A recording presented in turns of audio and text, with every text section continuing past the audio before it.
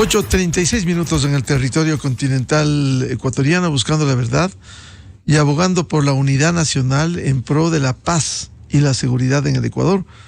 Queremos dar la bienvenida al principal del Grupo Ecos, Ricardo Dueñas, 30 años trabajando en estos temas de la producción, la productividad, la economía. Precisamente prepara la Cumbre de Sostenibilidad 2024. Vamos a hablar ampliamente de este tema, pero como premisa quiero plantearle un tema que vive el Ecuador, del que no nos podemos sustraer, y luego vamos al tema de fondo, la Cumbre de Sostenibilidad 2024.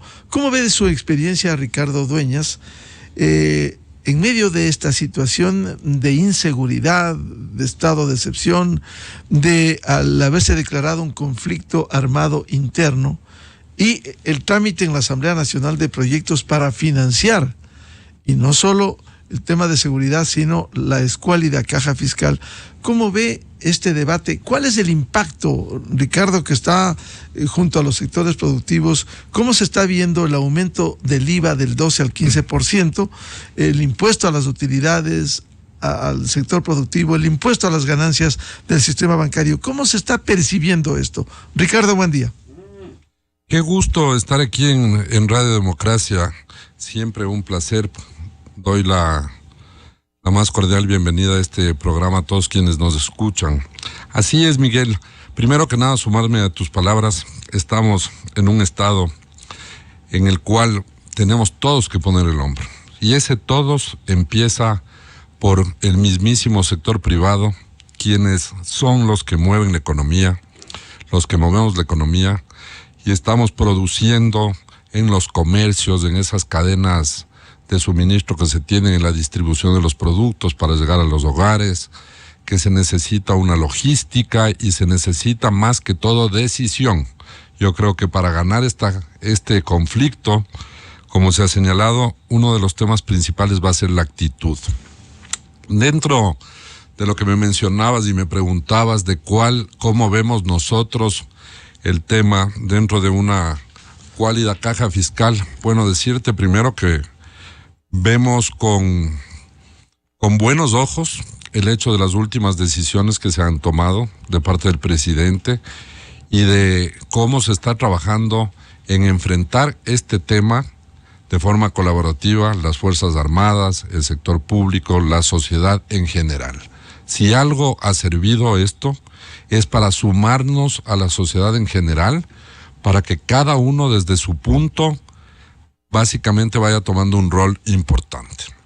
Es penoso que nos toque lidiar con un conflicto interno, y aquí quiero hacer hincapié, es importante esto, el conflicto bélico interno, porque lamentablemente a veces se trata los temas y se califican los temas de una forma no muy acertada. Dejar de hablar un poquito de una guerra, ya que esto en el entorno, en el concierto internacional, genera muchos problemas en cuanto a la inversión, en cuanto a la gente que va a venir a visitar el país como turistas. De hecho, las reservas en el sector turístico, coincidiendo con que ahora el Ecuador incluso es uno de los países host en el FITUR en España, a cual está yendo el presidente de la República, sí causa un desazón, por decirlo menos. Es algo que no es lo mejor que haya acompañado esta gran oportunidad de ir a exponer lo que es la riqueza que tiene el Ecuador geocéntrica, la riqueza que tiene el Ecuador turística, estas 4 áreas que tiene la Amazonía, la región de Galápagos, la región costa y la sierra, exponerle al mundo en una de las ferias más importantes, que es la FITUR de España, coincidiendo lamentablemente con esto que está sucediendo, que en el exterior se ve peor de lo que yo creo que se está realmente viviendo. Ahí cabe quizás, Miguel, y el público y las autoridades de gobierno, una estrategia en la cual se empiecen a hacer ciertos acercamientos para que asociaciones y el público en general del exterior, la OEA, delegaciones de la ONU, de la Organización de Turismo y grandes operadores empiecen a venir al Ecuador en los próximos meses, porque si bien es cierto tenemos un conflicto, tampoco es que estamos en guerra de un ejército irregular con otro, estamos funcionando con normalidad de una u otra manera. En cuanto a la parte tributaria, yo no soy muy de la idea de que el IVA sea una solución, porque estamos viviendo una economía que viene desacelerada, una economía que ya viene en crisis, que viene con un crecimiento de PIB muy pequeño, con tasas del 1% o menos. Y el IVA y la recaudación primero de los 1.300 millones que se establecen, que sería la meta, no se va a recaudar 1.300 millones porque eso va a depender de cuándo entre en vigencia. No van a tener el año completo. Entonces, si hablamos de 1.000 millones de recaudación, también tienes un agregado adicional, que es el hecho de que ese cálculo se hizo con un consumo X. Entonces, para llegar a esos 1.000 millones tendrías que básicamente tener una premisa de que se siga consumiendo lo mismo. Cuando hablas de un Estado que está básicamente con un toque de queda, cuando hablas de un Estado que está viviendo un día a día extraordinario, ese consumo empieza a decaer. Gente en home office, que no está yendo a sus oficinas, que no sale a consumir en los comercios, en las farmacias, en los mercados, etcétera. Esto se nota, ¿no? Eso se nota, las calles más vacías. Entonces eso lo que provoca es un consumo menor. Entonces, al haber un consumo menor, la recaudación evidentemente va a ser menor. Y hay un tema que no se ha tratado que puede agravar este asunto, que es los productores, pongamos la Fabril, un Danec, todos los que tienen fábricas, compran insumos para la canasta básica, para producir los productos de la canasta básica, compran los insumos con IVA. Pero como los productos que se venden como productos de la canasta básica no tienen IVA, se venden sin IVA al mercado, estos productores en los insumos van a pagar en vez del 12 el 15%, y no lo van a poder cruzar con IVA en ventas porque no tienen con qué cruzar, porque el IVA es cero. Entonces eso va a encarecer los productos de la canasta básica. Trasladan eso. Y van a trasladar el precio al consumidor, y eso sería otro problema agravante en el cual el ecuatoriano va a decidir cuáles son cuestiones quizás que no son tan necesarias, que son consumos que se pueden evitar, y eso puede bajar. Yo soy más partícipe, para ir a lo propositivo, de eliminar el subsidio a los combustibles, que tampoco tiene que ser una eliminación de una forma inmediata en su 100%. Y focalizando. Focalizando. ¿Por qué focalizando? Porque ahora, Miguel, tú tienes toda la data, tú tienes la trazabilidad. Tú mañana llegas a una gasolinera, Miguel, y te dicen, señor Miguel, ¿cómo está? La placa de su vehículo es la misma, va a pagar con tal tarjeta de crédito. Toda la trazabilidad de la información existe. Y la trazabilidad de la información de los vehículos y del precio de los vehículos, de las matrículas, también existen. Están en el SRI. Entonces tú puedes extraer con facilidad y decir, a ver, los vehículos livianos, primero, que no contaminan porque no usan combustibles fósiles igual que los motores más grandes, les puedes tener subsidiados.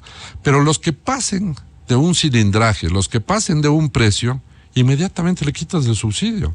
Y así puedes ir focalizando las cosas, quizás dejando al transporte público, al transporte de logística, pero empezar a bajar los subsidios. Hay veces que se piensa que la focalización tiene que ser en un solo acto de la noche a la mañana. Se puede hablar de un plan ordinario, un plan bien ejecutado. Tú llegas a una bomba de gasolina y tienes la capacidad de un dispensador de gasolina para un octanaje y para otro octanaje. Puedes tener igual para el combustible subsidiado y no subsidiado. Lo que pasa es que hay grandes intereses de los importadores, y con esto también hay un problema que sería subsanado, que es el problema del contrabando de los combustibles en la frontera. Uh-huh. Después de esto, yendo al tema de la banca, primero he escuchado con mucho asombro que se hable de ganancias extraordinarias del sector financiero. ganancias extraordinarias no existen. Por una simple razón, porque los tributos que pagan los diferentes sectores en la economía, incluyendo la banca, son ordinarios porque básicamente responden a lo que está marcado por la ley. Entonces, el impuesto sería el extraordinario más, no las ganancias extraordinarias. Y ahí hay un serio problema adicional. La banca viene compitiendo, primero que se vienen desacelerando las captaciones por motivos del enfriamiento de la economía. ¿Qué quiere decir esto? Que hay menos gente que está dejando plata en los bancos. Y de esto depende el hecho de que la banca tenga esos recursos para intermediar y poder prestar. Si es que la banca no tiene esos recursos para poder prestar y se desacelera el crédito, que es lo que está pasando ahora también, hay varias actividades que son muy importantes en la economía, como la inmobiliaria, que depende de que existan créditos hipotecarios para que esa actividad genere empleo, que es de las que más rápido mueve el dinero en la economía. Pero formal, informal, insumos, una serie de cosas. Entonces, si es que tú ahora le metes la mano a la banca y le quitas un porcentaje o le haces pagar un impuesto extraordinario que además no solucionaría el problema de una forma importante, la utilidad de la banca en total suma más o menos 700 millones. Tendrías que, para cubrir esto, poner un impuesto extraordinario por lo menos del 100% para que entren 700 millones a la caja fiscal. Y eso lo que haría es que los bancos dejen de reforzar su patrimonio y dejen de cubrir estas captaciones y no puedan encaje prestar. Bancario y todo eso. Eso debilita reservas. Debilitaría sobre todo el patrimonio y la capacidad de préstamo de los bancos. Y eso, sumado a un IVA, va a desacelerar y rentabilizar más la economía.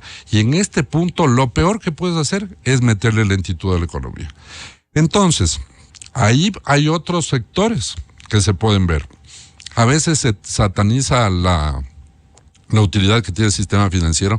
Con esto no estoy diciendo que no le controlen en otro tipo de costos, pero en otro tipo de costos le podrían controlar, quizás para ahí sí fijar una forma de una contribución única para este tema de financiar toda la movilización y todo lo que se está haciendo con Fuerzas Armadas, etcétera. Pero hay empresas, que no voy a mencionar los nombres, pero es cuestión de entrar a la base de datos de la Superintendencia de Compañías o a la base de datos nuestra de ECOS, y van a ver empresas únicas que están en el sector de minería y petróleo que ganan más que toda la banca junta, a las cuales no se les ha topado producción de productos de minería y sobre todo extracción de petróleo, que es donde también se podría hablar de una contribución extraordinaria, una contribución única, porque alguien tiene que financiar esto. Eso, pedirle al presidente que no tenga los recursos para la movilización y el reforzamiento de infraestructura y todo lo que ya hablaron en el programa anterior, sería un problema enorme. Ahora, el desafío es en la Asamblea Nacional, y ahí entramos en el campo político, los cálculos politiqueros de elecciones del próximo año. Entonces cada cual hace su cálculo y no quiere, cualquiera que sea la alternativa, la solución. El Ejecutivo ha planteado el incremento del IVA, sea permanente o sea temporal, pero no hay respuestas hasta el día de hoy. Bueno, para eso está la popularidad que ahora sí tiene el presidente y la experiencia de no caer en lo que no hizo. Así como está enfrentado al crimen organizado, tiene que tener la determinación política para poner en su sitio el que haya que poner para poder sacar adelante las cosas. Ahora es un momento indicado. Lazo desperdició esa oportunidad con la vacunación. Recordemos, no vuelva presidente a desperdiciar semejante oportunidad. Si es que tiene que preguntar las cosas de fondo como estas, y por Dios, y muévase con esa consulta, porque es ahora donde tiene el capital político y donde tiene básicamente el respaldo, y todos vamos a apoyar en medidas que sean consistentes para que se cambie estructuralmente las cosas. Una cosa básica además, el tema contra el narcotráfico, contra todo este crimen organizado, etcétera, está bien, es una medida necesaria, urgente, que se tiene que hacer, pero esta guerra se gana de otra manera, con estructura, con gobernabilidad, con darle al país mejor educación, con darle al país mejores oportunidades de empleo. Este es el comienzo. Son problemas estructurales. Pero ¿no? los problemas estructurales son los que en el tiempo van a hacer el hecho de que el Ecuador pueda ser otro. No solamente cogerles a un par de delincuentes, a estos, y poner en orden las cárceles. Eso es necesario, es un requisito sine qua non, pero no es el que va a sostener la paz, Miguel, en el tiempo.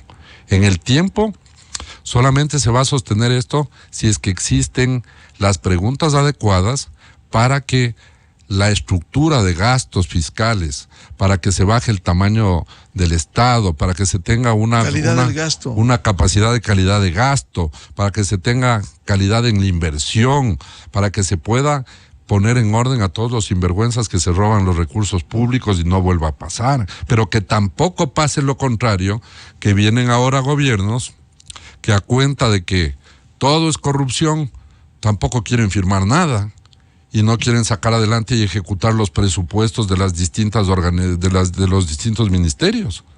O sea, la economía también requiere que existan funcionarios responsables, honestos, pero requiere una estructura que se termine la persecución. Un ministro de salud tiene que estar en capacidad de comprar insumos para la salud, de comprar quirófanos, de comprar medicinas. Un ministro de educación tiene que tener la capacidad de ejecutar. Pero si tenemos... mejorar la calidad de la educación. De mejorar la calidad de la educación. Pero ¿qué pasa, Miguel? Los funcionarios públicos, lamentablemente, por todo lo que ha pasado, de los temas de corrupción, de los temas de fiscalía, de los temas de contraloría, llegan a los puestos y tienen terror de firmar nada. Entonces terminan los años e incluso no es un problema el hecho de que no hay a veces ni siquiera la plata, es un problema ya de gestión y de ejecución presupuestaria. Claro. Eso es ineficiencia. Para eso eligieron y para eso van a sus cargos. Exactamente. Para jugarse. Para jugarse, y el presidente tiene que poner en orden eso. El que no se juega y no ejecuta, y para eso tiene que tener indicadores de gestión y hacer seguimiento. Claro, dar resultados. Dar resultados a las cosas. Yo creo que tiene la idea clara y le veo que va en buen camino. Espero que así sea. Claro, el éxito del gobierno será éxito del país, el fracaso del gobierno será fracaso del Ecuador en condiciones atípicas. Así es. Bueno, vamos a la Cumbre de Sostenibilidad 2024. 30 años de aniversario. ¿Qué va a presentar Ecos?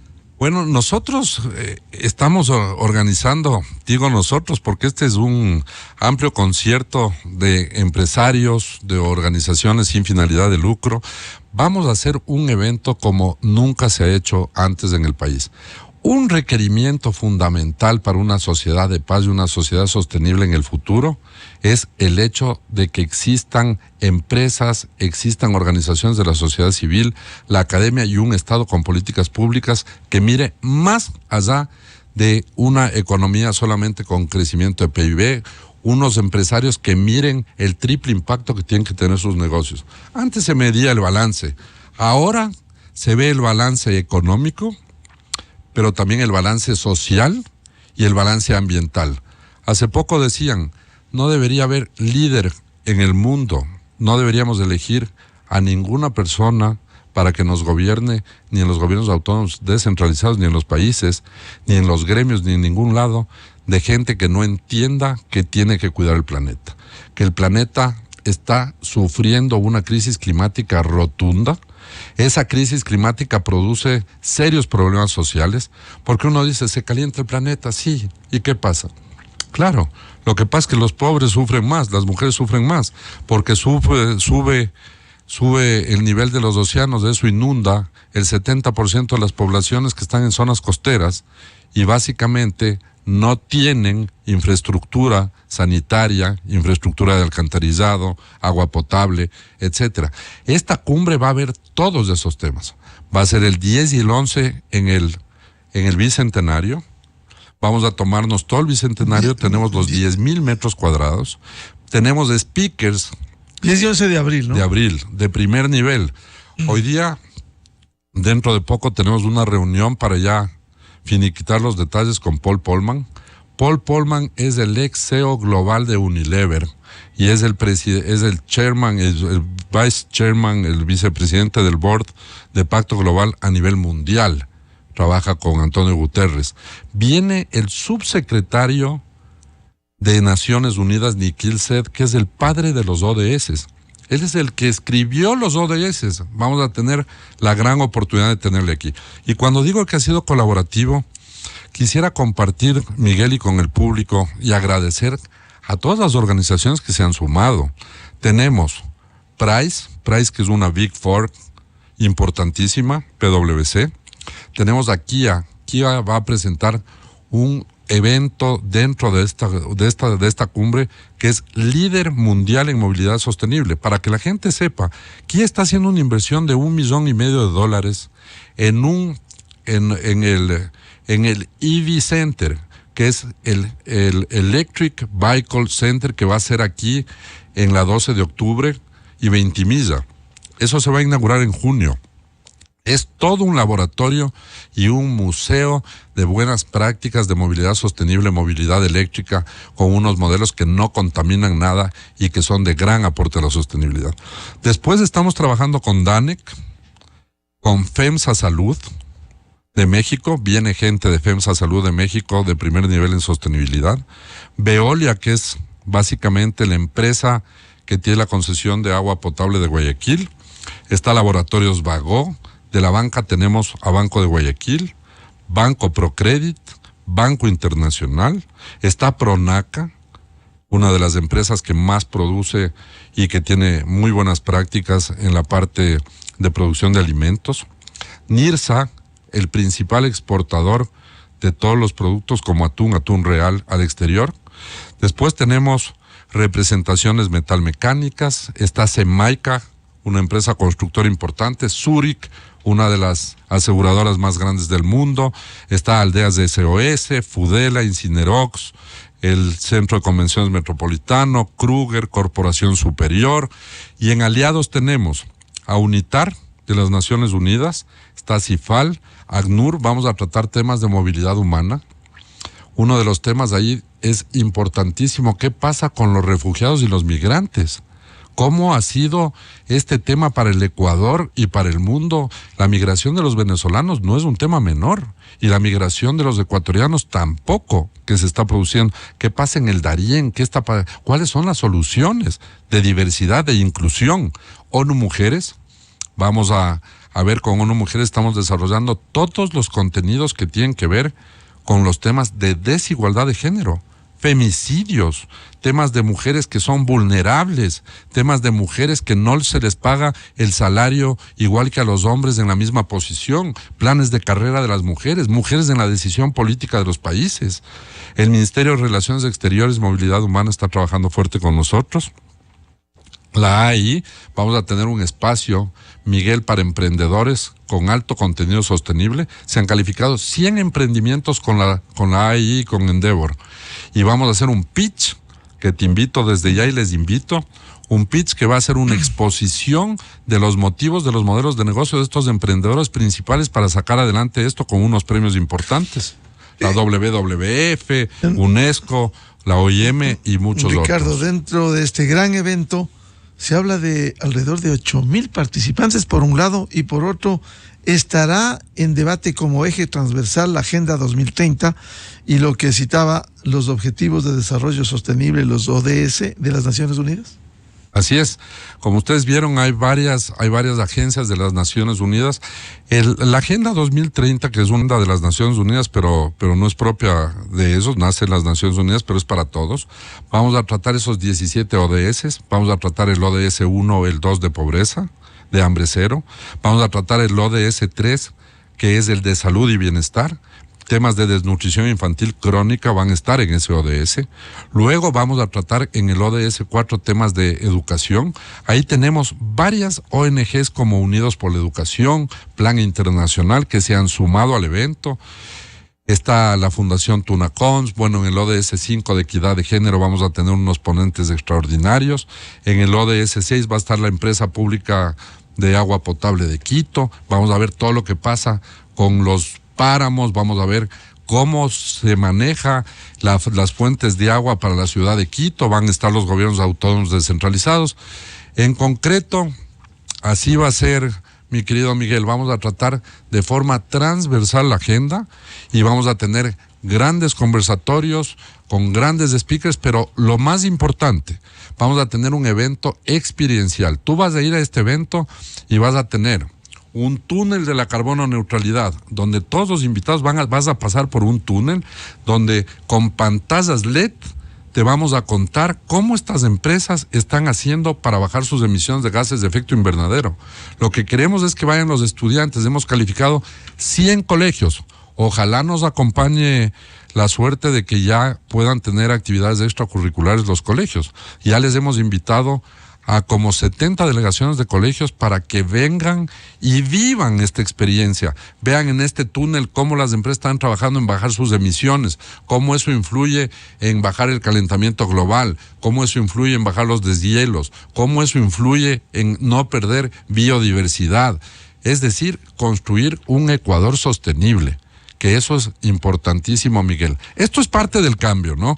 Es parte de las noticias positivas que el Ecuador también quiere tener.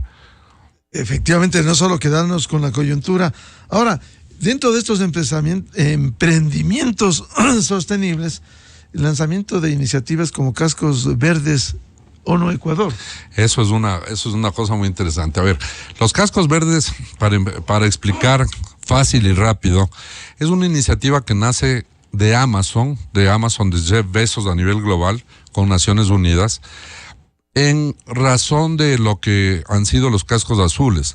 Pero en vez de hacer una fuerza de paz para los eventos beligerantes como son las guerras y estos corredores humanitarios para provisiones, etcétera, los cascos verdes son esta fuerza de paz para la lucha contra el cambio climático. Hace un mes estuve con el alcalde de Guayaquil y ahí se está viendo una iniciativa de cascos verdes para la reforestación del Parque Samanes. ¿Qué es lo que dice la ONU? La ONU dice, mira, y este es un mensaje que le doy a todos los escuchas.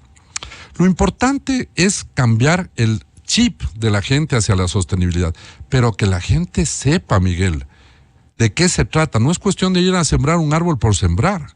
Al estudiante que va a sembrar un árbol dentro de un proceso de reforestación hay que capacitarle para que entienda qué es una tonelada de CO2, para que entienda qué es un gas de efecto invernadero y cuál es su potencial negativo cuando tienes estas emisiones, para que sepa que no puedes ir a sembrar al Parque Samanes cualquier tipo de árbol, tienen que ser especies endémicas, para que sepas que tienen que haber condiciones de luz, de agua, etcétera. Entonces, con los cascos verdes se hace el proyecto Samanes, se une el voluntariado de los colegios, que van a haber como 10,000 estudiantes, se les capacita con una capacitación formal de la ONU en temas de cambio climático, en temas que tienen que ver con biodiversidad, se produce el voluntariado, se cumple con el proyecto y luego se hace la ceremonia de los cascos verdes, que le pones un casco, que no es de plástico evidentemente, verde, y ellos pueden poner eso en su hoja de vida. Si mañana quieren postular a una beca universitaria, el hecho de haber sido un casco verde de la ONU les va a dar un gran incentivo y les va a dar ese background que se necesita y que buscan las universidades afuera, de gente que realmente está cambiando el mundo. Consecuentemente, una cumbre de sostenibilidad con la exhibición de estos emprendimientos sostenibles. Así es, de los emprendimientos sostenibles, ahí vamos a tener emprendedores sostenibles en varias áreas, temas que tienen que ver con movilidad sostenible, temas que tienen que ver con cambio energético, para ver cómo se puede hacer con materiales, paneles fotovoltaicos, la generación eólica que es tan importante para reemplazar combustibles fósiles, temas de moda sostenible. Vamos a tener un desfile de moda sostenible para ver con qué insumos trabaja ahora la moda sostenible, básicamente materiales, manejo de agua, manejo de tintes, moda de segundo uso. Este es un tema clave. En economía circular, lo más sostenible son ahora en el mundo las tiendas de ropa de segundo uso. No seguirle sacando básicamente materiales al planeta, sino gente que tiene prendas de vestir que les ha usado 1 o 2 veces, que están en perfecto estado. Ahora se ha generado un mercado secundario donde la gente va, compra y tiene prendas primero mucho más asequibles, más baratas, de altísima calidad y sin sacarle más recursos al planeta. Es decir, acá vamos a tener, también tenemos el área de el marketplace, donde van a haber varios emprendimientos de alimentos, por ejemplo, alimentos sostenibles, alimentos que tienen trazabilidad para ver mujeres en situaciones vulnerables y toda la trazabilidad de productos que se hacen de superfoods, etcétera. O sea, acá vas a tener más de 100 organizaciones, todas sumadas en una sola situación.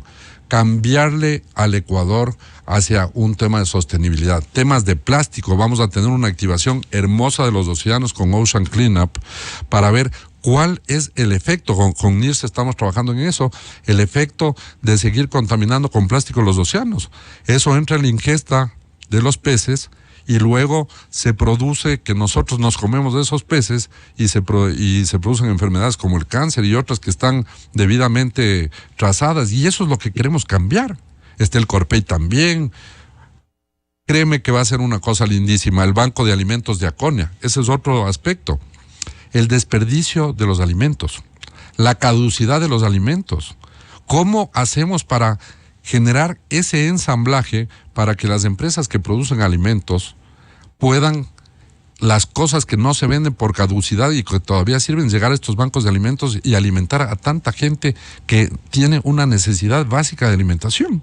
También vamos a tratar esos temas.